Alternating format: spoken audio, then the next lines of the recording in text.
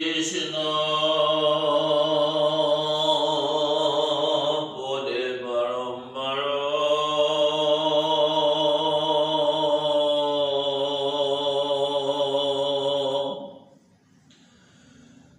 গুটি মূৰ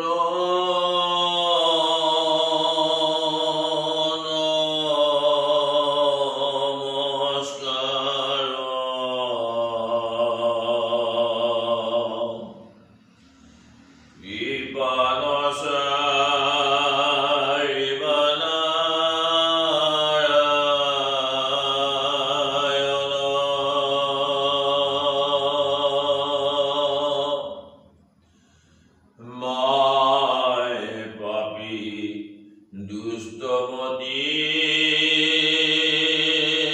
নাজানো ভকতি স্তুতি পদসত্ৰে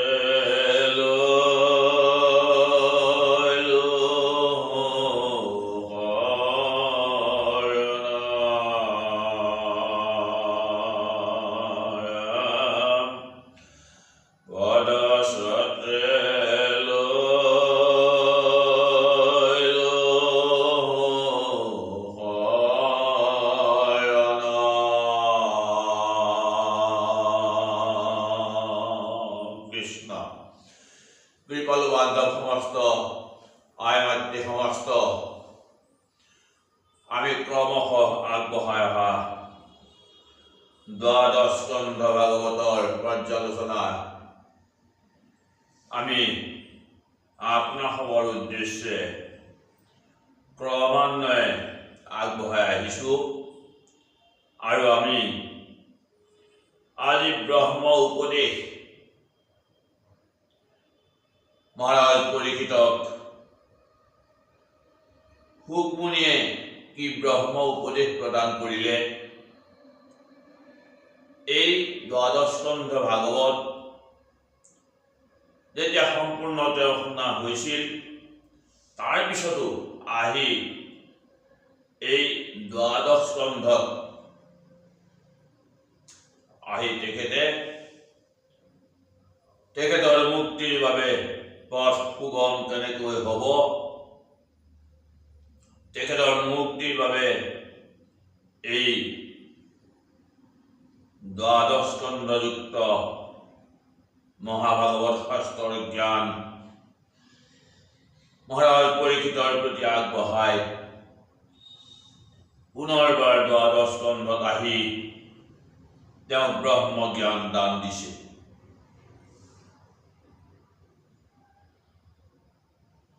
এতিয়া তেওঁৰ প্ৰতি কি উপদেশ প্ৰদান কৰিছে আমাৰ শাস্ত্ৰৰ মাজলৈ আমি যাব খুজিছোঁ। জগতৰ কৰ্তা হৰ্তা ব্ৰহ্ম মহেশ্বৰ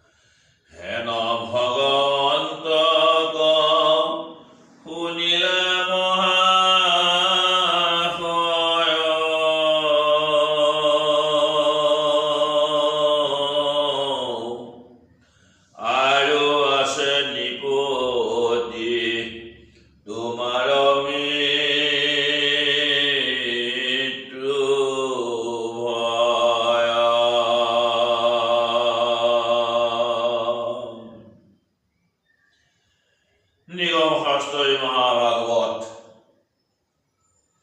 যেহেতু মহাৰাজ পৰীক্ষিতৰ মুক্তিৰ বাবেই মহাৰাজ পৰীক্ষিতৰ মাত্ৰ এটি প্ৰশ্নৰ উত্তৰ দিবলৈ গৈ শুকমুনিয়ে এই দ্বাদশ স্কন্ধ ভাগৱত মহাৰাজ শুকমুনিৰ ওচৰত প্ৰকাশ কৰিব লগা হ'ল। আৰু এতিয়াও শাস্ত্ৰৰ জ্ঞান তেওঁক দান দিওঁতে দিওঁতে আৰু শাস্ত্ৰৰ যিমানেই ভগৱন্তৰ কথা যিমানেই মহাৰাজ পৰীক্ষিতে শ্ৰৱণ কৰিলে তেওঁৰ সেই তৃষ্ণা বাঢ়ি গৈ আছে। আৰু এতিয়া শুকমুনিয়ে তেখেতক সুধিছে যে তোমাৰ এতিয়া কি মৃত্যুৰ ভয় আৰু আছেনে? তোমাক এই মহাভাগৱত শাস্ত্ৰৰ জৰিয়তে ভগৱন্তক তোমাক দৰ্শন কৰালো। তুমি ভগৱন্তৰ কথা শুনিলা, তুমি শাস্ত্ৰৰ জৰিয়তে ভগৱন্তক দৰ্শন কৰিলা। আৰু যিজন ভগৱন্ত জগতৰ সৃষ্টি স্থিতি আৰু লয়ৰ গৰাকী, আৰু যিজন ব্ৰহ্মা আৰু মহেশ্বৰেও যাক সদায় সেৱা কৰি আছে, গতিকে সেইজন ভগৱন্তৰ কথা তুমি শুনিলা, তোমাক সেইজন ভগৱন্তক দৰ্শন কৰালো শাস্ত্ৰৰ জৰিয়তে। এতিয়া তোমাৰ আৰু মৃত্যুৰ ভয় আছে নেকি? আউৰকি মৰিবা তুমি আপুনি গীতাৰ্থ,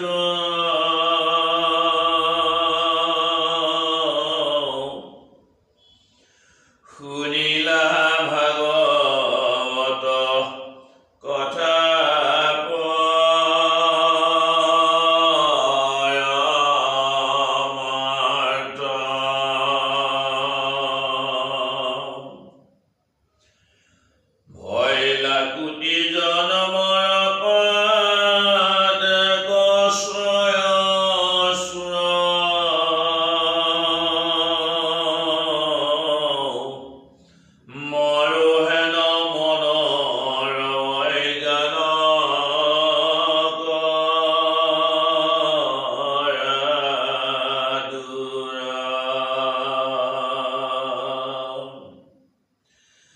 এতিয়াও তোমাৰ মৰণৰ প্ৰতি কিবা ভয় আছে নেকি? তুমি যিহেতু পৰমাৰ্থ তত্ত্ব এই শাস্ত্ৰৰ জৰিয়তে মহাভাগৱত শাস্ত্ৰৰ পৰমাৰ্থ তত্ত্ব তুমি আহৰণ কৰিব পাৰিলা, যাৰ জৰিয়তে এই শাস্ত্ৰ পৰমাৰ্থ তত্ত্বৰ জৰিয়তে তুমি শাস্ত্ৰৰ জৰিয়তে ভগৱন্তক দৰ্শন কৰিলা। তোমাৰ কোটি কোটি জন্মৰ যি পাপ আছিল সকলো তোমাৰ দূৰ হ'ল। এতিয়াও মৰোহে নমনৰ অজ্ঞান পৰা দূৰ। তুমি যে এতিয়াও মৰিবা, তোমাৰ সেই অজ্ঞানতা তুমি তোমাৰ হৃদয়ৰ পৰা, তোমাৰ অন্তৰৰ পৰা তুমি দূৰ কৰি দিয়া। নাহি জন্ম পূৰ্বত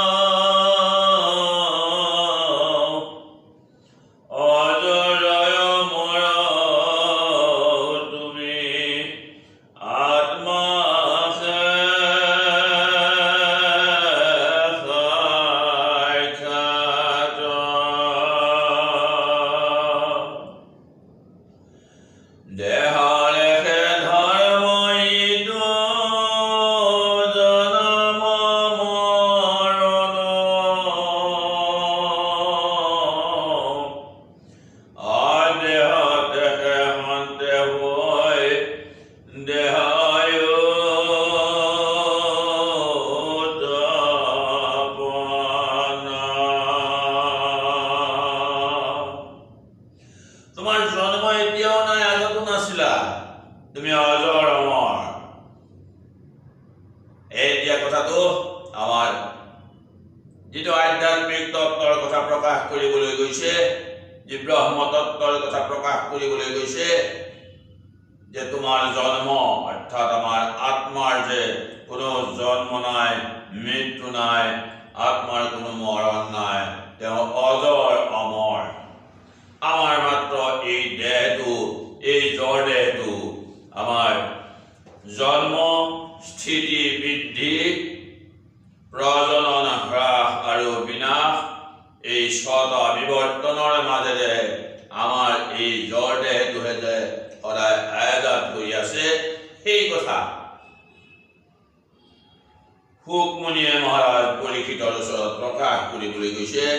আত্মতত্ত্ব লাভ কৰাৰ পাছত আত্মতত্ত্ব যিহেতু তেওঁ উপলব্ধি কৰিব পাৰিছে, গতিকে আত্মতত্ত্বৰ এই উপদেশ পুনৰবাৰ প্ৰচাৰ কৰিবলৈ গৈ তেওঁৰ ওচৰত মহাৰাজ পৰীক্ষিতৰ ওচৰত প্ৰকাশ কৰিবলৈ গৈ শুকমুনিয়ে এই মহাতত্ত্বৰ কথা তেওঁৰ ওচৰত প্ৰকাশ কৰিছে যে তুমি জন্ম আগতো হোৱা নাই, এতিয়াও হোৱা নাই, আগলৈ কোনো হোৱা, কাৰণ এই আত্মাৰ কোনো মৰণ নাই, জন্ম নাই। আমাৰ মাত্ৰ এই জড় দেহটোৰহে মৰণ আমি ছটা বিবৰ্তনৰ মাজেৰে সদায় আয়াজাত কৰি আছো। অদেহতে আছা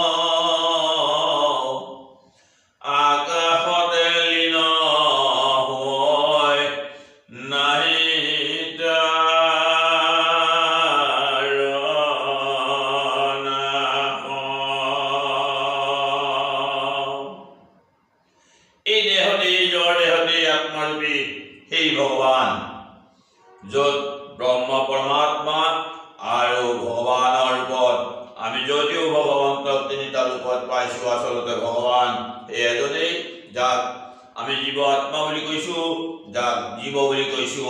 সেই চৈতন্য শক্তি, সেই জীৱই হৈছে ব্ৰহ্ম।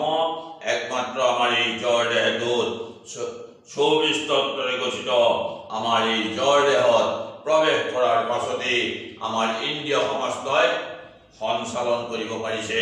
সেই চৈতন্য শক্তি, সেই জীৱ আত্মা বা সেই জীৱৰ কোনোদিন মৰণ নাই।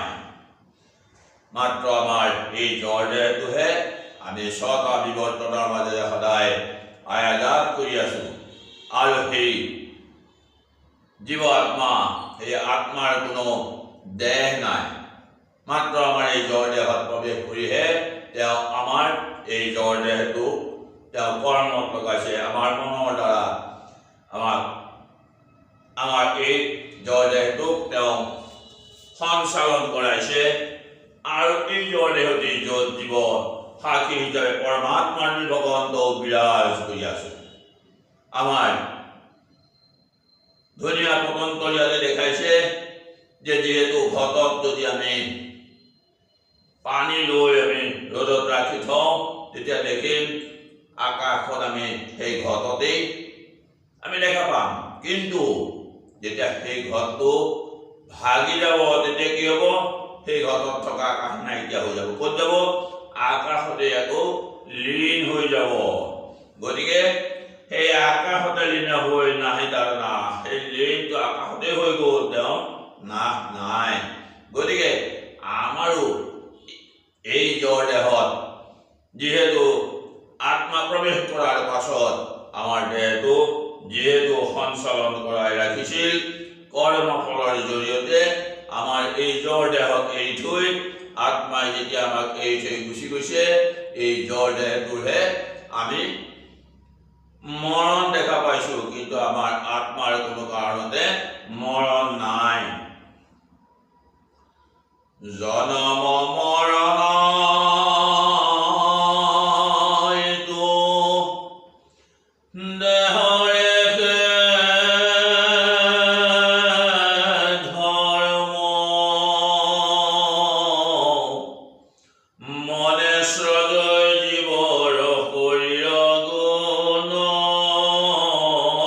কৰ্ম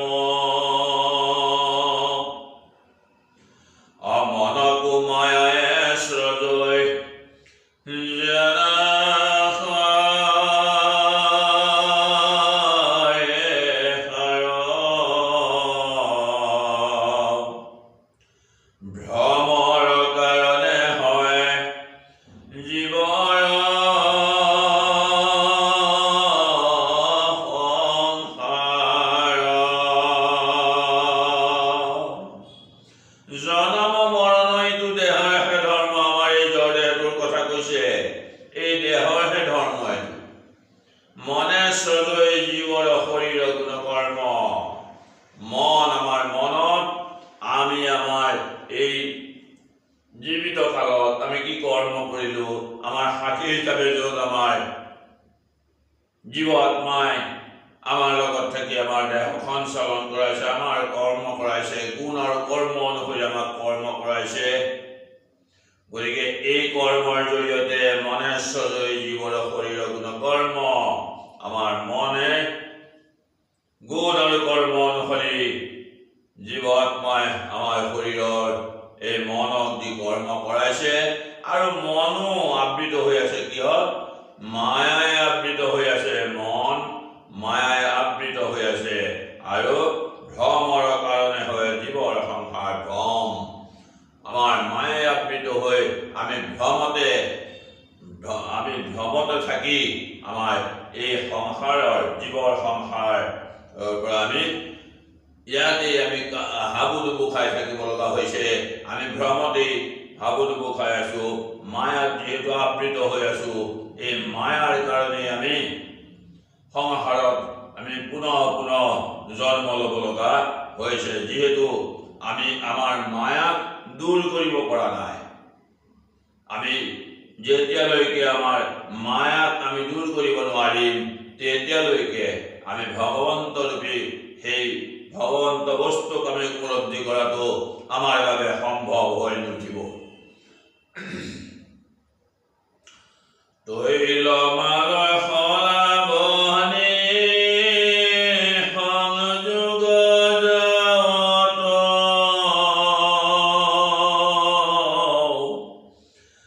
জীবহেন বুদ্ধি ভাবে প্ৰকাশে লোকত।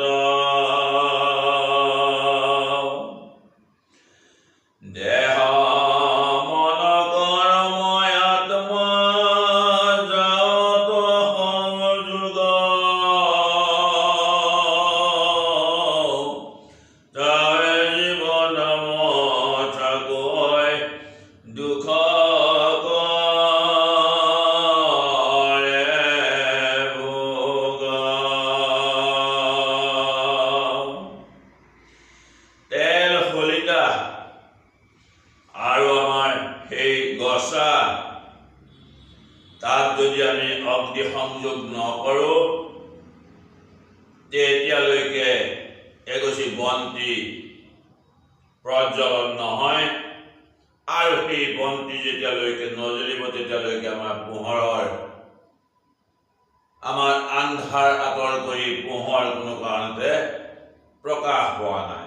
গতিকে তৈল মালৈ শলা আৰু বহনি, আমাৰ সেই বন্তি চাকি, আমাৰ তাত শলিতাডাল, তেল, যেতিয়ালৈকে তেলৰ আধাৰ সেই বন্তি গছি, আৰু তাত আমাৰ শলিতা, তাত তেল, ভকতিৰ ৰস যেতিয়া তেল, আৰু তাত যেতিয়ালৈকে আমি অগ্নি সংযোগ নকৰিলো, তেতিয়ালৈকে বন্তি গছ বন্তি হৈ উঠা নাই।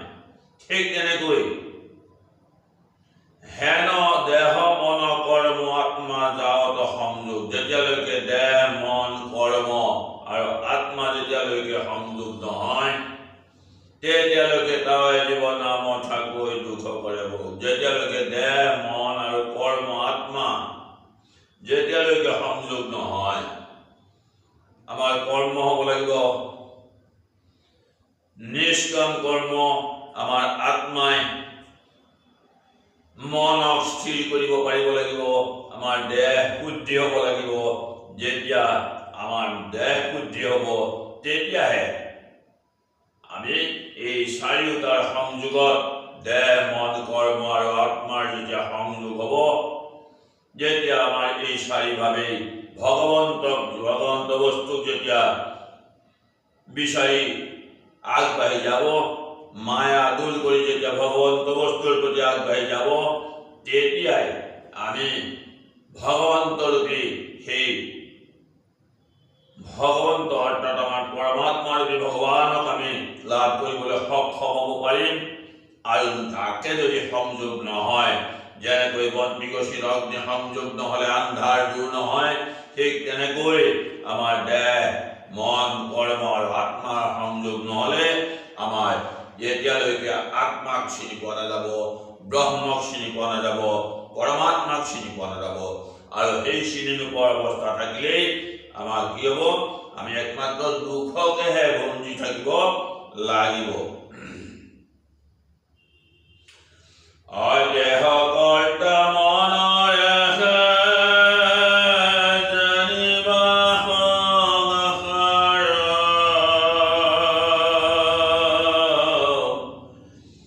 জনম মৰণ একো নাহিকে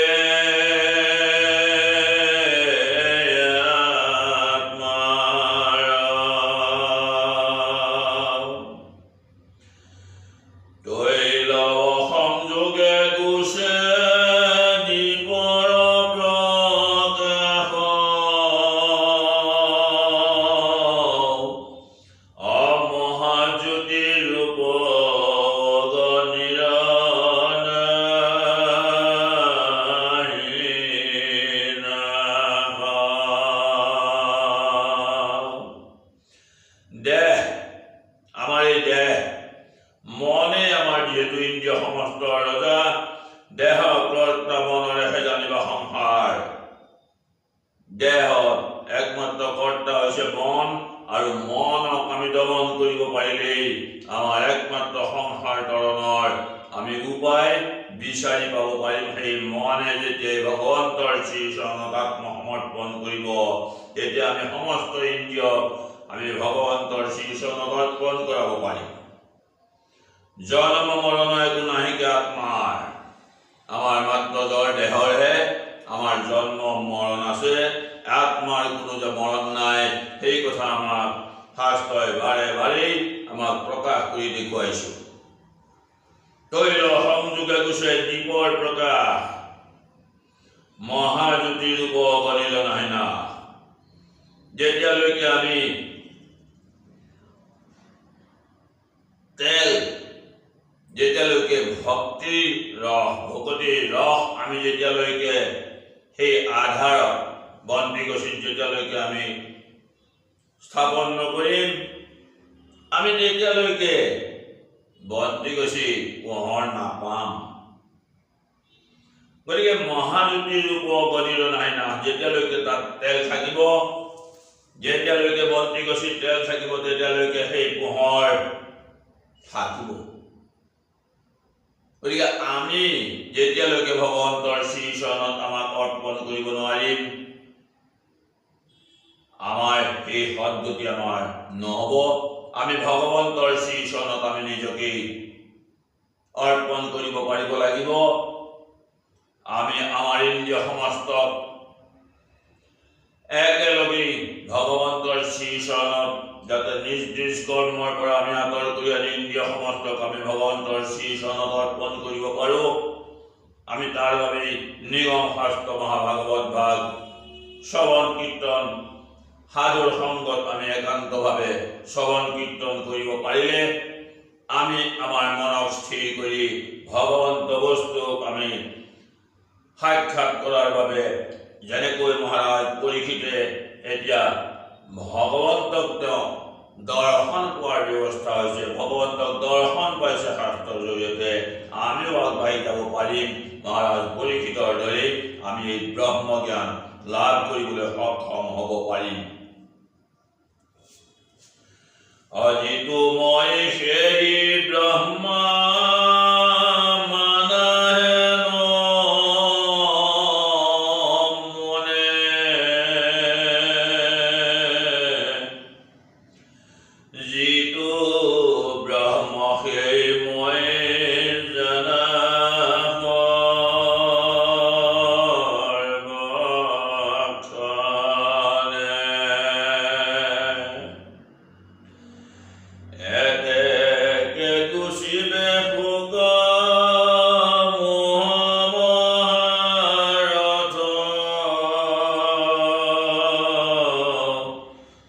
কহিল তোমাত ইটো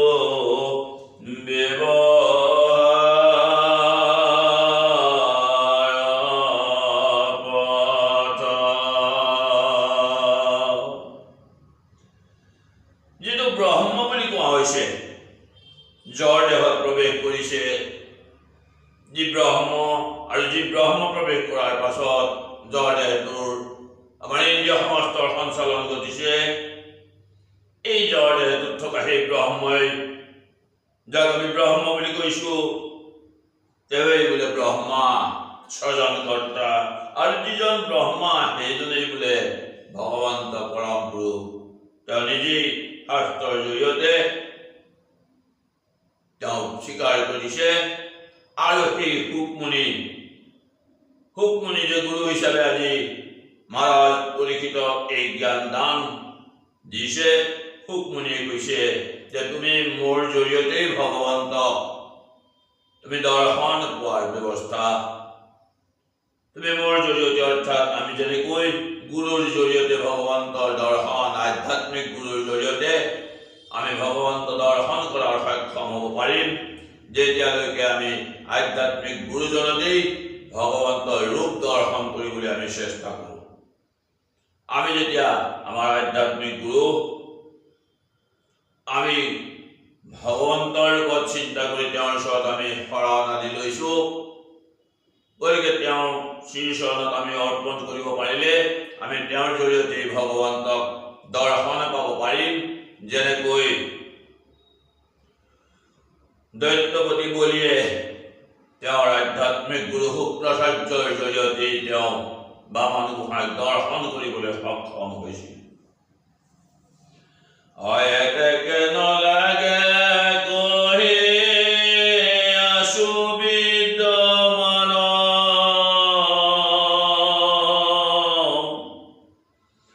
অন্তকালে ভকতি মিলাইবে মহাজ্ঞান,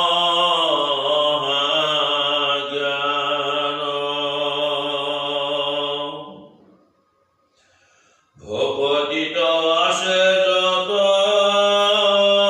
জ্ঞান বিৰগতি, জানিয়া কৃষ্ণৰ পৱে ধৰানি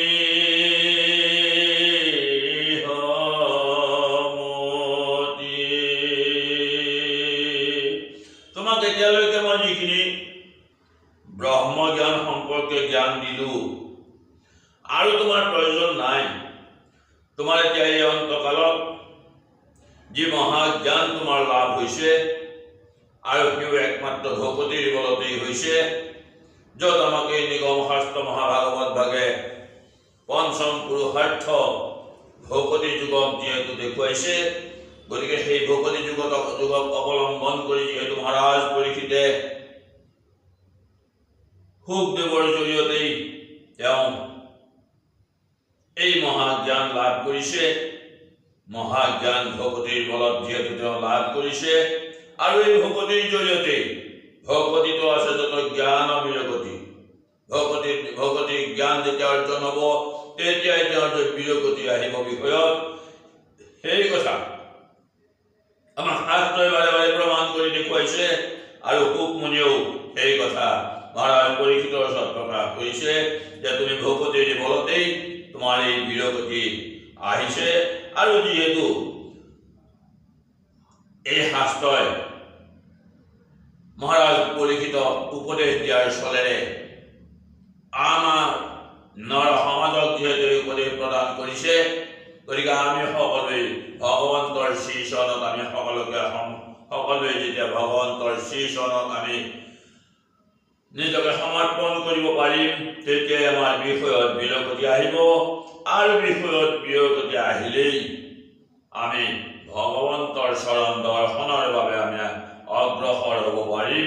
সেয়েহে শাস্ত্ৰই আমাক উপদেশ প্ৰদান কৰিছে যে ভকতি, এই পঞ্চম পুৰুষাৰ্থ ভকতিক অৱলম্বন কৰি কৃষ্ণৰ পথ আমি কৃষ্ণৰ চৰণত একান্ত মতে আমি ৰতি কৰিব পাৰিলে কৃষ্ণৰ চৰণত আমি নিজকে সমৰ্পণ কৰিব পাৰিলে আমি ভগৱন্ত দৰ্শনৰ বাবে আগবাঢ়ি যাব পাৰিম। কৃষ্ণ প্ৰভুসকল, আমি এই মহাৰাজ পৰীক্ষিতক যি ব্ৰহ্ম জ্ঞান দান দিছে, এই ব্ৰহ্ম জ্ঞান সম্পৰ্কত আমি আজি যি পৰ্যালোচনা আপোনালোকৰ শ্ৰীচৰণত আগবঢ়াইছোঁ, তাৰ বাবে আমি আৰু যি সময়ৰ প্ৰতি লক্ষ্য ৰাখি আমি আমাৰ ভিডিঅ'টো বেছি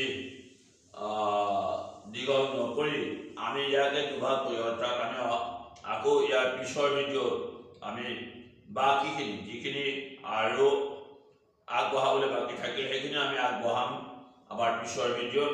গতিকে আজিৰ ভিডিঅ' আমি ইমানতে সামৰিব খুজিছোঁ। আমি পুনৰবাৰ আপোনালোকৰ শ্ৰীচৰণত সেৱা জনাইছোঁ। কৃষ্ণ হৰি।